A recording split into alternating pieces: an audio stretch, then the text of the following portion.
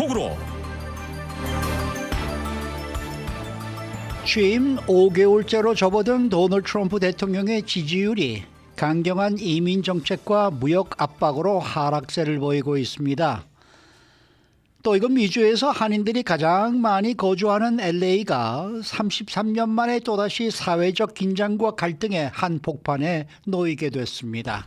자, 봉화식 기자. 안녕하십니까. 우선 첫 소식으로 트럼프 대통령의 지지율이 최근 들어서 하락하고 있다고요? 네, 1년의 혼란이 이어지면서 트럼프 대통령 지지율이 여러 여론조사에서 엇갈린 결과를 보이고 있는데요. 가장 최근 실시한 이코노미스트 조사에 따르면 트럼프 대통령에 대한 호감도가 45%, 비호감도가 50%로 나타났습니다. 라스무센 조사에서는 50%의 지지율을 기록을 했는데 모닝 컨설턴트의 기록에 따르면 찬성이 46%, 과반에 못 미쳤고 반대가 51%로 드러났습니다.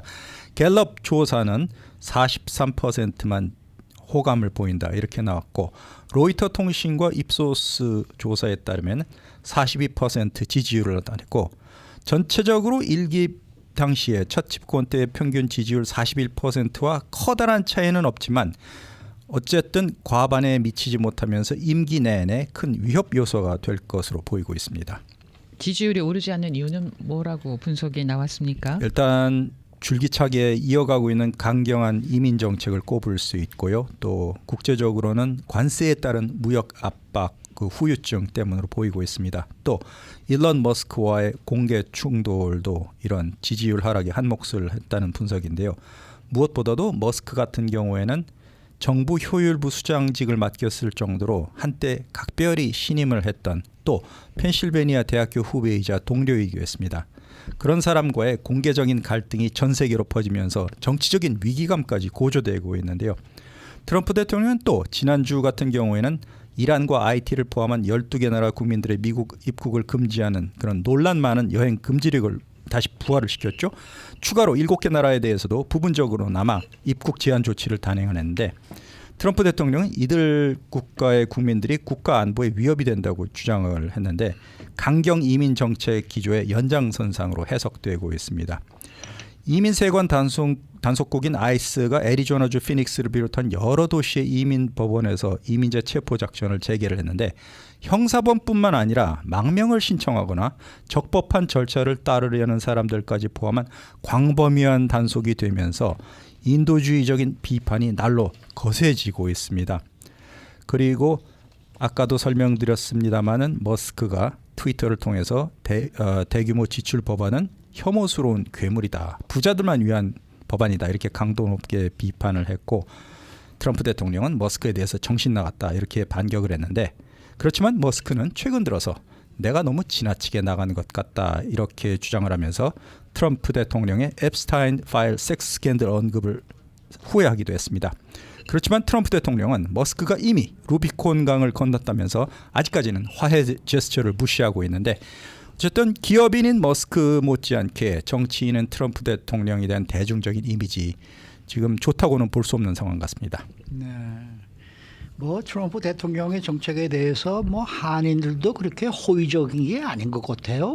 그렇습니다. 트럼프 대통령의 여행 금지령 부활이 단순한 국가 보안 명분뿐만 아니라 보수 지지층을 결집시키기 위한 전략으로 보이고 있습니다. 이 아이스의 법원 내 체포 작전 재개가 적법한 절차를 밟고 있는 한인을 포함한 이민자들에게까지 영향을 주고 있는데, 이는 법치주의 원칙과 인도적 가치에 대한 비판을 계속 초래하고 있습니다. 한인 가운데에서는 이민자 커뮤니티와 연대하고 있는 종교단체, 법률 지원단체, 인권단체들이 많은데 이 같은 정책에 반대 목소리를 내고 있습니다. 비록 한국계 이민자들이 직접적으로 표적이 되지는 않는다 하더라도 미국 안에 있는 이민자 전반에 대한 탄압이 심화될 경우에는 결국 이 같은 것이 한인 커뮤니티에도 직접 간접적인 위협으로 작용할 수 있다는 판단입니다.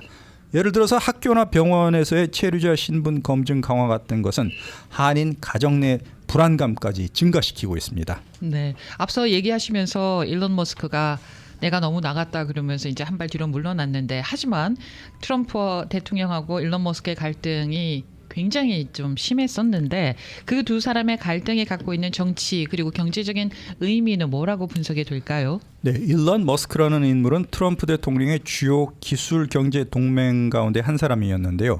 이 머스크가 하는 비판은 단지 개인적인 반목에 그치지가 않는 데 문제점이 있습니다. 지금 미국 경제가 인플레이션과 높은 금리, 공급망 재편 과제에 직면해 있는데 머스크와 같은 세계적인 대표적인 경제 리더들의 반발 같은 것은 월스트리트와 일반 국민에게도 정치 불신을 확산시킬 수 있다는 것입니다. 그리고 머스크라는 인물은 경제인이기는 하지만은 이 X 트위터 플랫폼의 소유주이기 때문에 개인적으로도 굉장한 여론 주도력 파워를 지니고 있습니다.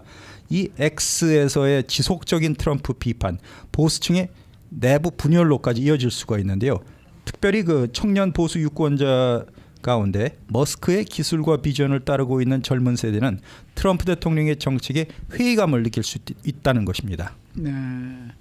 이 자국 기업에 대한 관세 위협도 지금 기업계의 반발을 자초하고 있는 것 같아요. 네, 애플과 마텔에 대한 관세 부과는 전형적인 아메리카 퍼스트 전략의 하나이기는 하지만은 글로벌 공급망을 기반으로 하는 미국 기업의 경쟁력을 도리어 악화시킬 수도 있다는 것입니다. 이 같은 것은 곧 일자리 감소, 소비자 물가 상승으로 곧장 이어질 수가 있는데요. 특히 중산층 유권자들에게도 큰 악영향을 끼칠 수 있다는 것입니다.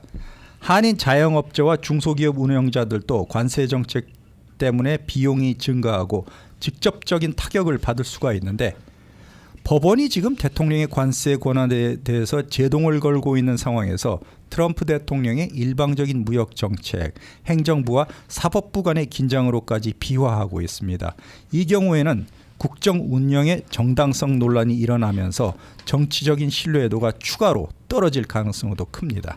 네, 이런 상황에 호전되지 않고 이런 상황이 계속 이어지게 되면은 트럼프 대통령은 어떤 태도를 취하게 될까요? 앞으로 오히려 더 강경한 정책 그리고 더 강경한 발언을 통해서 보수층의 결집을 노릴 가능성이 높다는 것입니다. 이민 단속을 계속 강화하고 공공 질서를 강조하면서 언론에 대한 공격 수위도 증가시키는 상황인데 민주당을 비롯한 반대편 결집도 함께 불러올 수 있기 때문에 정치적인 양극화가 지금보다 더 심화될 전망이라는 그런 분석이 나오고 있습니다.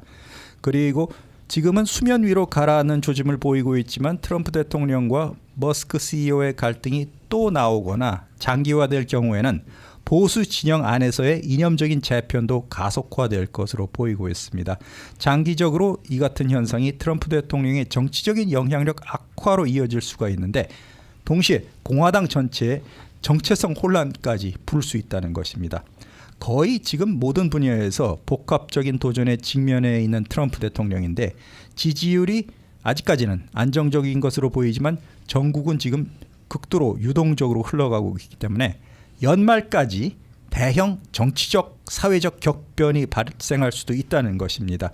특히 한인 커뮤니티는 이민 정책, 경제 정책 그리고 사회적인 분열 이슈와 직결된 이해관계 속에 있는데 향후 트럼프 대통령 정책의 향방을 한인 커뮤니티에서도 면밀히 주시할 필요성이 있는 것으로 보입니다. 네.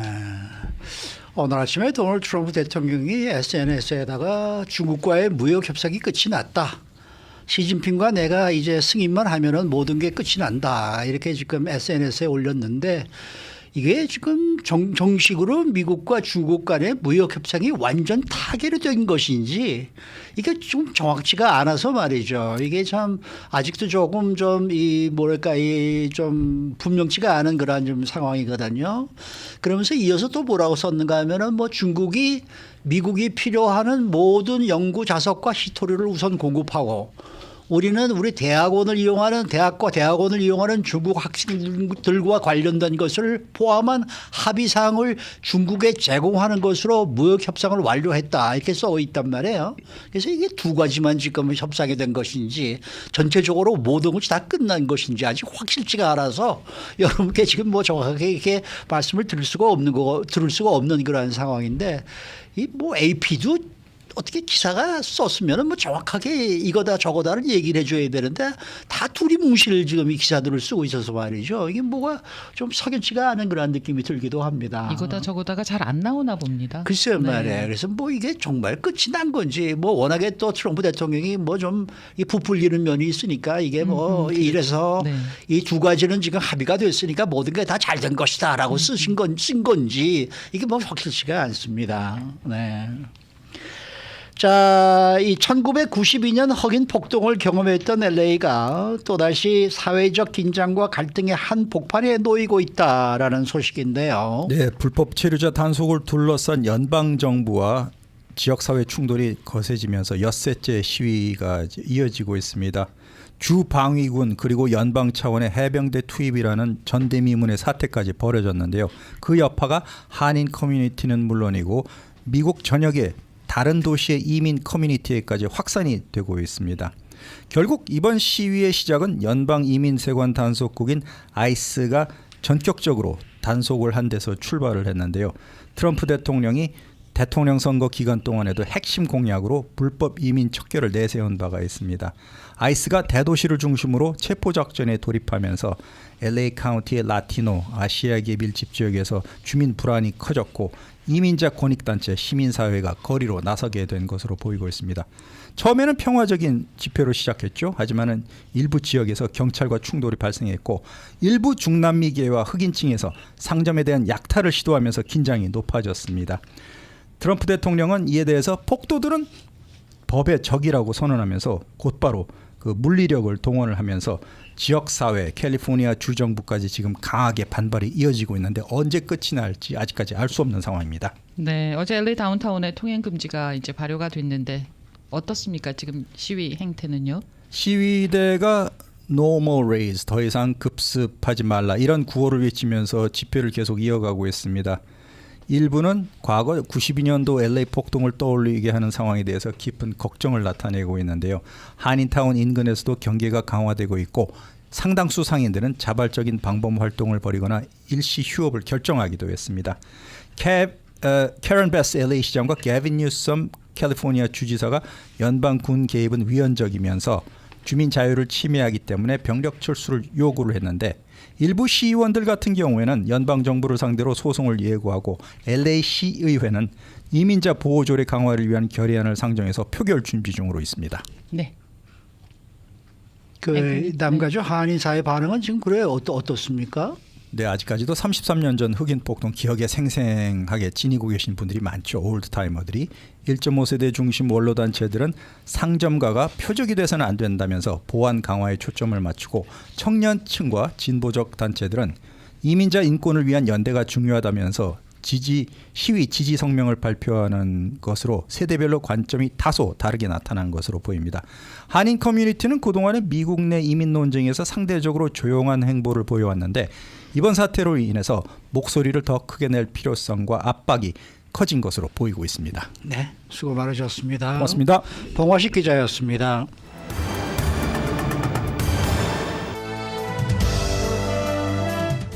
인사이드 아메리카. 연방정부의 대대적인 이민 단속으로 촉발된 LA의 시위 사태가 닷새 넘게 이어지면서 어젯밤 다운타운에는 결국 야간 통행 금지령이 내려졌습니다. 그 첫날 밤의 표정을 짚어보도록 합니다. 또 트럼프 대통령과 누섬 캘리포니아 주지사 사이의 갈등이 LA 시위 사태에 대한 군 투입 문제로 연일 격화되고 있는데 이번에는 캘리포니아주가 연방정부에 내는 세금을 보류할 수도 있다라는 이야기까지 나오고 있습니다. 이른바 세금 전쟁 가능성까지 거론되고 있는 상황인데 과연 그것이 가능한 것인지 알아보도록 합니다. 박현경 기자. 네, 안녕하십니까. 자, 어젯밤 통행금지령이 LA 다운타운에 내려진 첫날이었습니다. 밤사이 상황은 어땠는지 지난 며칠간의 격렬한 소요 사태와 비교하면 좀 차이가 있었던 겁니까? 네, 결론부터 말씀드리면 시위가 시작되고 나서 가장 조용한 밤이었다 이렇게 전해드릴 수 있겠습니다. LA 다운타운 통금령과 또 지역 종교 지도자들이 비폭력 저항, 그러니까 폭력 없는 저항을 촉구한 덕분에 격렬했던 시위가 잠시나마 좀 잦아들었습니다. 이 통금령은 저녁 8시부터 새벽 6시까지 적용되는데 앞으로 며칠간 지속될 걸로 보입니다. 네. 그럼 확실하게 통행 금지령이 영향이 있었던 것으로 보입니까? 네, 이 통금령은 LA 다운타운 혼란을 일정 부분은 억제한 것으로 보여집니다. 시위대가 통금 시간 전에 흩어지기 시작했고요. 경찰도 주요 지역에서 경계를 강화했습니다. 특히 종교 지도자들이 그랜드팍에 모여서 비폭력 시위를 촉구하는 연설을 하고 나서 연방청사 앞으로 행진하면서 상황을 좀 진정시키는 데 기여했다는 평가도 나오고 있습니다. 네, 그러니까 종교 지도자들이 이번에 큰 역할을 했다라는 얘기가 되겠네요. 네. 구체적으로 어떤 활동이 있었는 거예요? 통금이 시작되기 직전 이 베스 시장은 그랜드팍에서 여러 종교 지도자들과 함께 모습을 드러냈는데요. 이 자리에서 유대교 랍비 쉐론 브라우스는 트럼프 대통령을 성경 속 유대인을 억압했던 권위주의적 파라오에 비유하면서 폭력에 폭력으로 답하지 않겠다는 연설을 해서 큰 호응을 얻었습니다. 또 에디 앤더슨 목사는 연방 요원들에게 여기 모인 사람들은 당신들에게도 자유와 인간 존엄을 상기시켜주기 위해 왔다라고 외쳤고요. 그러면서 폭력은 답이 아니고 우리는 폭력 없이 목소리를 낼 것이라고 강조했습니다. 아니 근데 유대인 랍비는 트럼프 대통령이 유대인을 위해서 그렇게 일을 많이 하고 열심히 노력을 해주고 있는데 이런 식으로 얘기하면 이거 참 문제가 있네. 네? 아니 그러니까 폭력을 저지르는 사람들에 대해서 그러지 마십시오라고 얘기를 해야지 뭐 트럼프 대통령의 폭력에 폭력으로 답하지 않겠다라는 말은 조금 문제가 있지 않을까. 이 트럼프 대통령이 들으면 화가 상당히 나겠는데요. 연락을 해줄까요? 네. 그리고 좀 특별한 방식의 행동을 보였다고 하는데 어떤 행동이었습니까?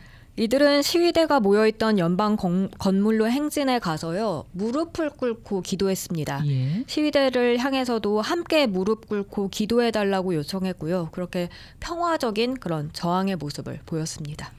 그런데 그 순간에도 법 집행기관과 긴장은 있었다고요? 네, 그때가 통금령이 발효될 때였고 예. 이에 연방 요원들이 이들을 향해 페퍼볼 총을 겨누고 또 주 방위군은 진압용 방패를 드는 등 일순간 긴장이 고조되기도 했습니다. 그리고 통금령이 시작된 저녁 8시 정각엔 LA 시내는 경찰 사이렌 소리로 가득 찼습니다. 통금이 막 시작된 그 8시 이후에는 경찰과 물리적인 충돌이 있었다고 하는데 이 부분도 좀 자세히 전해주시겠어요? LAPD는 즉시 불법 집회를 선포했고요. 경찰은 템플과 로스앤젤레스 스트리트 교차로에 대치선을 형성하고 약 150여 명의 군중들과 맞섰습니다. 이 과정에서 기마 경찰이 투입돼서 시위대를 해산시키려 했고요. 누군가 육교 위에선 유리병을 던지니까 경찰이 비살상탄을 발사하기도 했습니다. 결국 시위대와 경찰의 충돌은 언제까지 계속이 된 거예요? 경찰은 헬기의 그 서치라이트를 동원해서 시위대를 그 템플 스트리트 북쪽으로 수블럭 밀어냈고요. 이 과정에서 산발적인 비살상탄 발사와 몸싸움이 있었는데요. 비살상 무기를 사용하면서 일부 시위대가 좀 다치기도 했습니다만 시위대 규모는 20여 명 이하로 크게 줄어들었고요. 밤이 깊어가면서 사실상 해산했습니다.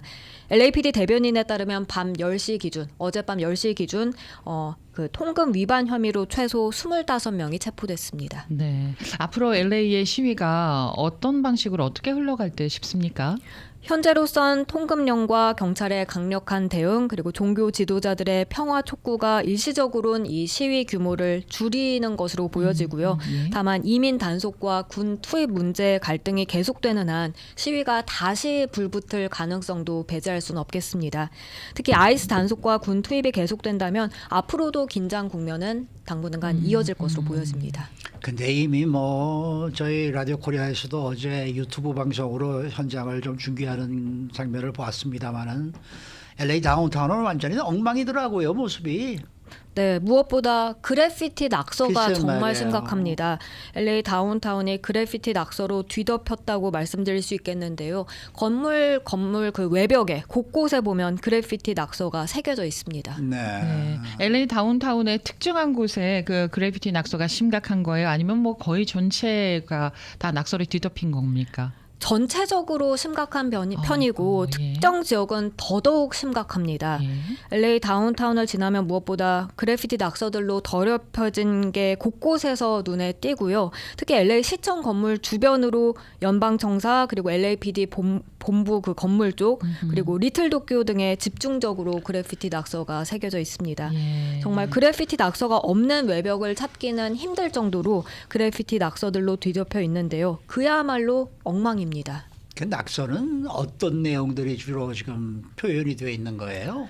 욕설이 가장 많이 보입니다. 그 F워드나 S로 시작하는 욕설 난무하고요. 어떤 곳엔 아이스와 LAPD, 경찰, 트럼프 대통령을 언급하면서 함께 욕설을 써놓은 것도 많습니다. 트럼프 대통령과 관해선 뭐 타코 트럼프 그리고 심지어는 킬 트럼프라고 적힌 낙서도 보입니다. 이렇게 이민 단속에 반대하며 당국을 욕하는 경우도 많지만요. 그저 욕만 새겨놓거나 알아볼 수 없는 형태의 낙서들도 많습니다. 네, 낙서도 낙서인데 그 건물 벽에 합판으로 가려놓은 그런 것들도 꽤나 많이 보였습니다. 그렇습니다. 어제 LA 다운타운에선 적어도 3분의 1 이상 업소들이 합판으로 그렇게 가려놓은 듯 보였습니다. 특히 시위 현장과 가까운 리틀 도쿄에선 보다 많은 업소들이 합판을 덧댄 모습이었는데요. 이 중에선 이미 유리가 깨지고 약탈 피해를 입은 곳도 많았고요. 또 반면에 피해 예방을 위해서 이제 합판을 설치한 곳도 있었습니다. LAPD 욕하는 낙서도 상당히 많더라고요. 맞죠. 네. 네. 실제로 이 시위대가 남긴 상처를 시민들이 직접 지우고 이런 이제 소식들도 들리고 있어요. 네, 일본계 미국인 국립박물관이 시위로 인한 낙서로 훼손되니까 이걸 안타까워한 주민들, 자원봉사자들이 직접 청소하고 나섰습니다. 캠코 카펜터 씨는 소셜미디어에서 그 박물관 이미지를 보고 자발적으로 청소 도구를 사서 그 현장을 찾아 직접 스프레이 페인트를 닦아내기 시작했는데요. 이 여성 외에도 정말 많은 시민들이 자발적으로 현장에 나와 복구 작업을 도왔습니다. 네, 시위가 이제 소강 상태에 접어들었다고는 합니다만은 그래도 LA 다운타운이 원래의 모습으로 회복을 하려면 시간이 꽤나 걸리겠습니다. 꽤 걸릴 거예요. 네, 그럴 것으로 전망됩니다. 상당한 시간과 또 막대한 돈이 그렇죠. 들어갈 것으로 보이는데요. 예. 캐런 베스 시장도 어제 오전 기자회견에서 그래피티 낙서에 관해 그 심각성을 언급하면서 단순히 공무원들만 그걸 지우고 작업하는 것만으로는 힘들 것이라고 봤습니다. 자원봉사자들이 적극적으로 나서서 도와줘야 할 것으로 내다봤고요. 시위가 잠잠해지면 앞으로 보다 많은 자원봉사자들이 나서지 않을까 네. 생각이 듭니다. 이 그래피티 하는 분들도 이거 좀 엄벌에 좀 처해야 되지 않을까 하는 생각이 듭니다. 맞습니다. 네. 예전에는 그렇게 시위를 할 때 그렇게 그래피티가 많지가 않은데 요새는 특히 더 심해진 것 같아요. 네. 네. 자, 다음 소식입니다. 게빈 뉴섬 캘리포니아 주지사가 연방 정부에 우리가 낼 세금을 보류할 수 있다라고 언급하고 있는데 우선 이게 어떤 배경에서 나온 이야기입니까? 이건 트럼프 대통령이 캘리포니아에 대한 그 연방 기금 지원을 삭감하겠다고 위협한 데 대한 맞대응 성격이 짙습니다. 뉴섬 주지사는 지난주 만약 트럼프 행정부가 연방 기금을 삭감한다면 캘리포니아주도 연방 정부에 보내는 세금을 보류할 수 있다고 시사했습니다. 뉴섬 주지사 사무실 대변인은 주민들에게 세금을 내지 말라라고 제안하는 건 아니지만 주정부가 연방 정부로 보내는 자금의 일부를 캘리포니아 주 안에 유지할 수 있는 그런 잠재적 옵션을 검토하고 있다고 밝혔습니다. 네. 그러면 그게 현실적으로 가능한가요? 전문가들에 따르면 실제로 캘리포니아 주정부가 연방 정부에 내야 할 세금을 보류하는 건 현실적으로는 어렵습니다. 네. 대부분 세금 전문가들은 뉴섬 주지사의 이런 위협이 모호하다며 논평을 꺼리고 있는데요. 그런 가운데서도 전문가들이 지적하는 핵심을 보면요. 캘리포니아 주민과 기업들은 주정부를 거치지 않고 연방국세청 IRS에 직접 소득세를 납부하는 구조란 점입니다. 맞습니다. 예. 이런 가운데 주지사 사무실 대변인이 연방정부로 보내는 자금을 주 차원에서 보류할 수 있는 옵션을 검토하겠다고 밝혔습니다만 구체적인 방안은 공개하지 않았습니다. 따라서 주정부가 물리적으로 어떤 세금을 보류할 수 있는지 이건 매우 불분명한 그런 상황입니다. 아니 우리가 세금 보고할 때 IRS에 직접 보고를 하지 않습니까? 그렇죠. 네. 거기다가 예를 들어서 뭐 저 주정부에서 보류한다 그래서 나는 안 안 보내고 보류할게 그러다가는 뭐 페널티 나오고 세금 붙고 저 이자 붙고 네. 아유 그거는 또 누가 내줍니까? 이 실현 가능성이 불투명해 보이는데도 이렇게 누섬 주지사 또 의회 지도부가 이런 강경한 입장을 보이는 이유는 무엇일까요? 바로 캘리포니아주가 미국 최대 도너 스테이트. 그러니까 연방정부로부터 받는 것보단 내는 돈이 훨씬 많은 주란 점을 근거로 들고 있습니다. 그래요. 네. 뉴섬 주지사는 캘리포니아주가 매년 미국에 수백억 달러를 더 기여하고 있다고 주장했습니다. 그걸 뒷받칠 만한 뭐 데이터 근거 있어요? 네, 락펠러 연구소 자료를 보면요. 예. 2021-2022 회계년도 기준으로 캘리포니아주는 연방 정부로부터 받은 것보다 약 830억 달러를 오. 더 많이 납부했습니다. 예. 이건 2위 뉴저지. 뉴저지에 비해서 3배 정도 더 오. 많이 낸 수준입니다. 차이가 많네요. 네, 그리고 실제로 캘리포니아주는 연방 세금 납부액이 가장 많은 주인데요. 2023-2024 회계년도엔 8,060억 달러를 연방에 납부했는데요. 이건 텍사스 4,170억 달러, 그리고 뉴욕 3,840억 달러보다 훨씬 오, 많은 수준입니다. 그렇군요. 그 반대로 말이에요. 트럼프 대통령이 지금 캘리포니아에 대한 연방 자금 지원을 끊겠다라고 얘기하는데 이것도 가능한 겁니까? 그에 관해 전문가들은 예산 결정 권한인 이른바 지갑의 힘이 대통령이 아니라 의회에 있다는 점을 짚고 있습니다. 법적으로는 연방정부의 예산 집행 권한이 의회에 있기 때문에 대통령이 일방적으로 그렇게 연방 자금을 중단하긴 어렵다는 설명입니다. 캘리포니아 재무부 대변인도 연방 예산 권한은 행정부가 아닌 의회에 있다면서 연방 기금 삭감의 근거와 목적을 아직 백악관으로부터는 듣지 못했다고 밝혔습니다. 네, 그러면 말입니다. 실제로 연방 정부가 캘리포니아주에 주는 지원 중단을 했다거나 아니면 시도한 그런 사례들이 있나요? 네, 있습니다. 트럼프 행정부가 올 초에 네. 수백억 달러 규모의 연방 보조금과 대출을 중단하려 시도를 했었습니다. 예. 근데 그때 여론 반발과 또 법원 명령으로 철회했었습니다. 이처럼 법원이 연방기금 삭감에 제동 걸 수 있는 선례가 있기 때문에 캘리포니아가 앞으로 만약 이런 일이 있다면 소송을 통해 대응할 가능성이 크다고 볼 수 있습니다. 그래도 만약에 연방 정부가 캘리포니아 주에 대한 지원을 중단한다. 이럴 경우에는 어떤 분야가 가장 타격을 크게 받게 되는 거예요? 가장 큰 건 의료 지원 프로그램입니다. 아하. 이에 대한 연방 지원금이 약 1,009억 달러 규모에 달합니다. 그리고 뭐 이 밖에도 교육, 고속도로 건설, 재난 복구, 저소득층 식품 지원 프로그램 이런 여러 방면에서 연방 자금을 받고 있습니다. 따라서 만약에 정말 삭감이 현실화된다면 캘리포니아주는 큰 타격을 입을 수밖에 없겠는데요.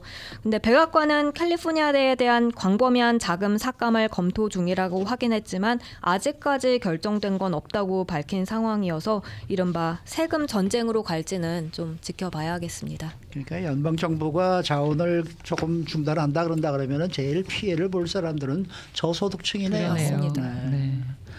말씀 잘 들었습니다. 고맙습니다. 네, 박경규 기자였고요. 지금 한 분이 댓글을 올려주셨는데 오렌지라는 분인데 이 저녁 8시 통행 금지령이 당분간 매일 계속되는 겁니까? 라고 여쭤오셨는데 그런 거죠?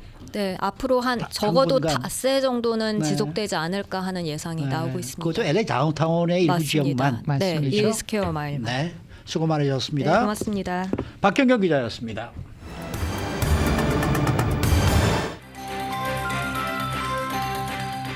데일리 브리핑.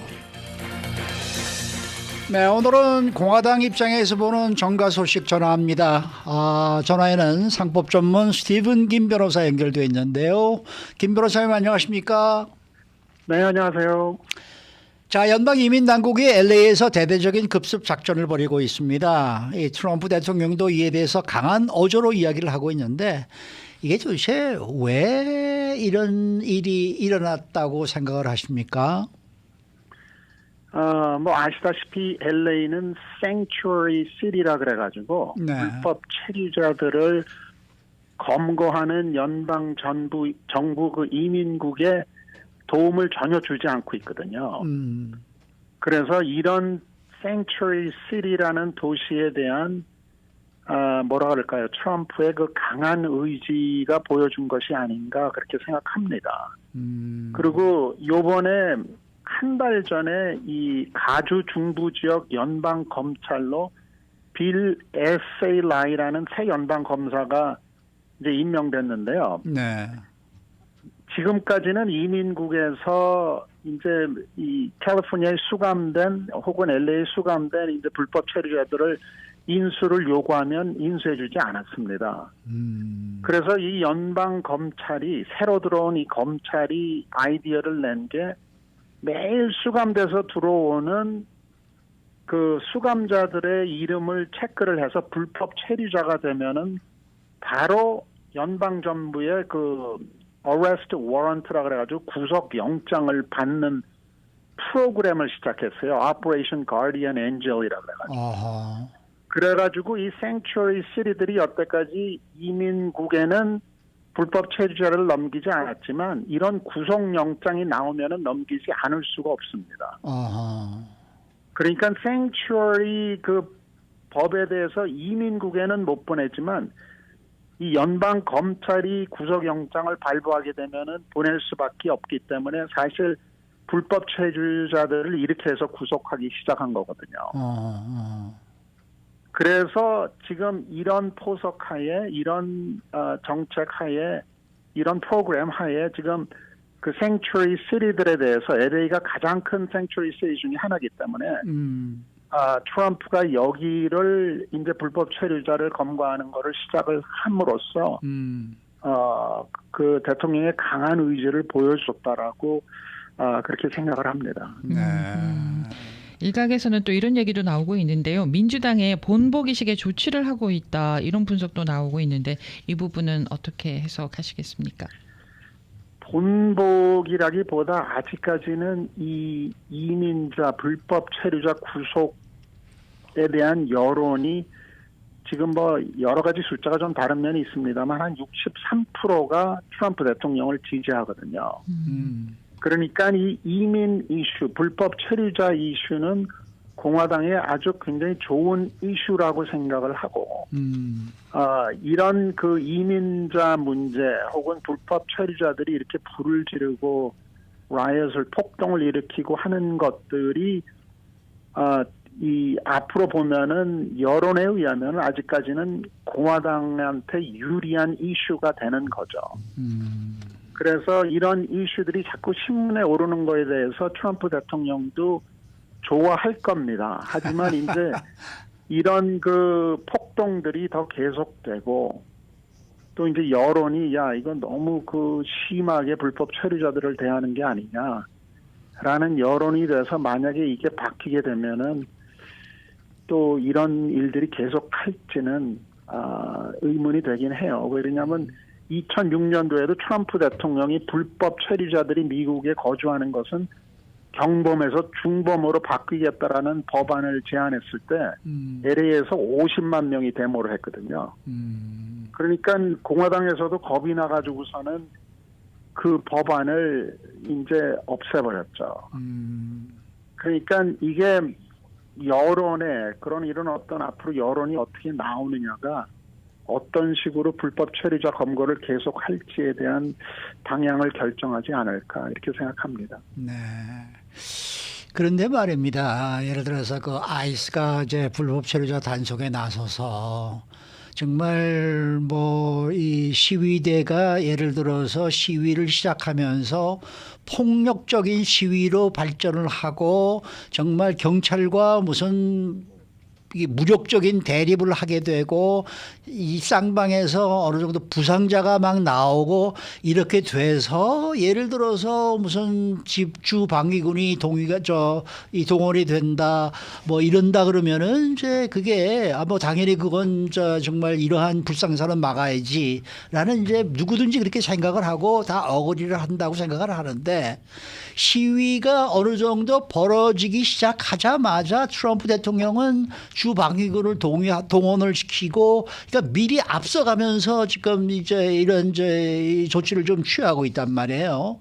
그러다가 보니까 민주당 입장에서는 뭐 개본 뉴섬 주지사나 뭐 여기 시장이나 모두가 다 이게 시위 때문에 벌어지는 게 아니라 시위를 일부러 트럼프 대통령이 더 이 폭력 쪽으로 가도록 유도하는 것이 아니냐 이런 지금 이제 반발이 나오고 있지 않습니까? 이게 도대체 어느 쪽이 옳다고 보십니까? 이게 뭐 계란이 먼저냐 닭이 먼저냐 뭐 이제 이런 식인데 지금 저는 주 방위군을 일찍 보낸 게 이 뭐라 그럴까요? 이 폭동의 스케일과 폭동의 그 더 심하게 가는 것을 막았다라고 생각하는 사람입니다. 아니, 왜 그러냐면은 벌써 폭동이 시작해서 많은 사람이 모여서 불 지르고 뭐 도둑질하기 시작하면은 그때 들어오면은 문제가 일어난 다음에 그 문제의 더 확산을 막는 경우인데 지금 내셔널 가드 그 주 방위군을 바로 보냄으로써 이런 방위군 보냈다 뭐 500명 보냈다 뭐 2,000명 보냈다 토요일에 2,000명 뭐 월요일 저녁에 2,000명이 더 배치된다 뭐 해병대가 들어온다 이런 뉴스들이 확 퍼지기 시작하니까 이게 정말 불체자들을 뭐 검거하는데 반대하는 사람도 있지만 대부분이 그냥 나와서 어디 가서 뭐를 좀 훔칠 수 있을까라고 보는 사람들도 많이 있거든요. 그러니까 이런 그 방위군이 나온다, 뭐 막는다, 뭐 검거한다라는 이런 뉴스들이 나감으로써 나도 가서 뭐 좀 어디 뭐 스토어를 부시고 도둑질을 할까라고 생각했던 사람들이 안 나올 수 있게끔 그렇게 더 방어 역할을 했다라고 저는 봐요. 그래서 더 모든 일이 커지기 전에 주 방위군이 들어오고 이런 일들이 있음으로써 이 폭동의 스케일이 줄어들지 않았나. 저는 그렇게 생각을 합니다. 네. 또 한쪽에서는 이런 얘기도 해요. 그건 참 좋은데 좋은 방향으로 생각할 수가 있는데 주 방위군을 동원을 한다거나 이럴 때는 주지사와 의논을 해야 되고 또 주에서 요청을 해야 되고 의논을 한 다음에 투입이 돼야 되는데 그 부분이 그 절차가 무시됐다 또 이렇게 이걸 또 지적하는 쪽도 있더라고요. 그렇습니다. 이 1965년도 후에 처음으로 대부분의 주 방위군의 배치는 대통령이 하는데 주지사가 요구를 해서 대통령이 하는 경우가 대부분입니다. 왜 그러냐면은 이런 주 방위군을 요구하는 이유는 뭐 지진이 났다 혹은 뭐 불이 났다 해서 그 로컬에 있는 로컬 도시의 정치인들이 뭐 시장이나 뭐 주지사가 볼 때 이거는 도덕하는 행동들이 더 많이 일어날 수 있다라고 어떤 필요함이 있을 때 이제 보내는 거죠. 저 대통령한테 주 방위군을 보내달라고 보내면은 대통령이 보내는데 이번 이슈는 이민 문제로 연방 정부 이슈고 또 연방 정부에서 하는 일에 대해서 지금 불법 체류자들과 이런 폭도들이 지금 뭐라 그럴까요? 하지 못하게끔 하기 때문에 대통령이 충분히 주 방위군을 보낼 수 있습니다. 지금 월요일에 벌써 캘리포니아 주 검찰총장 보니타가 가처분 신청을 요구를 했거든요. 주 방위군을 빼달라. 이거는 주지사가 요청을 안 했다. 그랬는데 법원에서 기각을 시키고 지금 내일 오후 1시 반에 이제 히어링이 또 있는데 방위군을 보내는 거는 대통령의 권한이거든요. 근데 이제 예의상 여태까지는 이제 주지사가 요구할 때 보냈죠. 예. 제 생각에도 뭐 내일 히어링에서 분명히 트럼프 대통령 쪽이 이제 이기게 되지 않을까 이런 제 생각은 있습니다만은 어쨌든 지난 예전에 4.19 폭동 때 그렇게 주 방위군을 좀 파견해 달라라고 얘기하고 명령까지 했는데도 그 당시에는 며칠 걸려서 오더니 어떻게 이번에는 이렇게 하루 만에 옵니까? 그때는 지금같이 사람들이 주 방위군이 더 문제를 일으킬 거다라는 생각을 했고, 근데 지금 이제 아시다시피 트럼프 대통령은 이민 문제나 이런 불법 체류자 검거에 대해서 또 law and order, 법과 질서에 대해서는 굉장히 강력하게 주장하는 분이기 때문에 아마 더 폭동이 커지기 전에 이거를 막아야 한다라는 그 아마 그 옛날 그 LA 라이엇도 생각을 했을 거예요. 너무 늦게 왔다. 그게 교훈이 됐을까요? 저는 됐다고 생각합니다. 네. 왜냐하면 스티븐 네. 밀러라고 지금 이거 이민 모든 정책을 관할하는 그 대통령 어드바이저가 LA 출신이거든요. 네, 네. 네, 그 스티븐 밀러가 모든 지금 이 이민 문제나 불법 체류자 수감 문제에 대해서 대통령에게 어드바이저를 주고 있는데 그분이 LA 아마 사나모니카에서 자란 걸로 알고 있습니다. 그래서 아마 LA 폭동이나 이런 문제에 대해서 잘 알고 있을 거로 생각을 합니다. 도널드 트럼프 행정부의 행보는 계속해서 이민 단속을 더 강화시키는 쪽으로 가겠죠.